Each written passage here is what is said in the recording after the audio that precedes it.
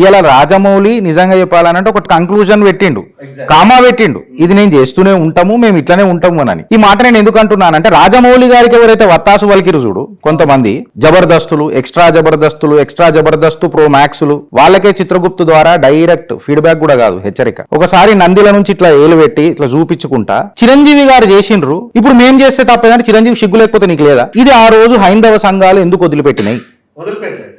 మేము కూడా ప్రశ్నించాము, మా వంతు వాణి మేము వాళ్ళకి వినిపించాము.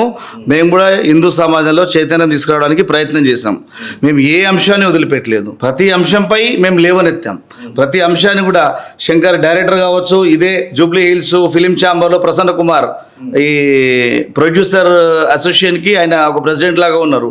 ఆయన దృష్టికి కూడా సినిమాలో వేస్తున్నటువంటి సన్నివేశాలు కానీ, సినిమాలో రాస్తున్నటువంటి రచనలు కానీ తప్పులుగా ఉంటే వాటిని మేము పట్టుకున్నాము, నిగదీశాము, వాళ్ళతో సారీ కూడా చెప్పించాము.